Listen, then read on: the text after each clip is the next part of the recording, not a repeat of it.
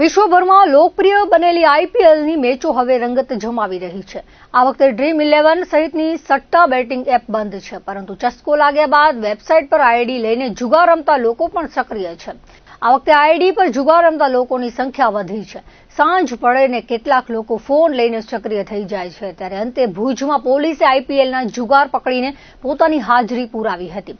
શહેરમાં સર્વા મંડપ પાસે આવેલ ફર્નિચરની દુકાન પાસેથી એલસીબીએ ભુજના જ્યેષ્ઠાનગર ગણેશ ચોકના હાલે હાઉસિંગ બોર્ડમાં રહેતા હિતેશ ચમનલાલ મારુને પકડી લીધો હતો।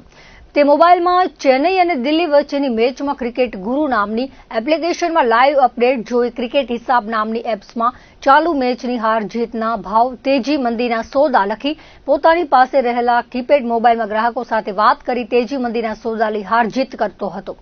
ઓનલાઈન વેગાસ બુક નામની સાઇટ પર જુગાર રમવામાં આવતો હતો। આઈડીમાં 1,94,600 બેલેન્સ મળી આવ્યું હતું। તે માધાપર ગોકુલધામ સોસાયટીમાં રહેતા નિખિલ રતનભાઈ નંદા સાથે મળીને સટ્ટો રમાડતો હતો। આઈડી કેમ્પ એરિયાના ઉમર સોઢાએ આપી હતી। ત્રણેય સામે ભુજ બી ડિવિઝન પોલીસમાં ગુનો દાખલ કરવામાં આવ્યો છે।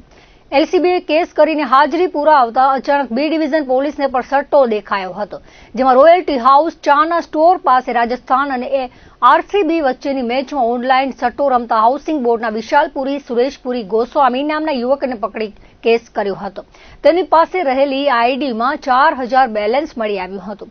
આ સાથે એલસીબીએ બીકેટી કંપનીના ગેટ નંબર 4 પાસે કાર્યવાહી કરી જૂના કનૈયાબેન અલી અકબર અહમદ શાહ શેખને પકડી લીધો હતો। તે ઓનલાઈન વેગાસ બુક નામની સાઇટનો ઉપયોગ કરી હૈદરાબાદ અને પંજાબ વચ્ચેની મેચમાં જુગાર રમતો હતો।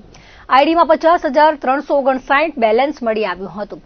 આઈડી શેખ ટિમ્બોના અહમદ શાહ ઉર્ફે ઓસાયો શેખે આપી હોવાની કબૂલાત આપવામાં આવી છે।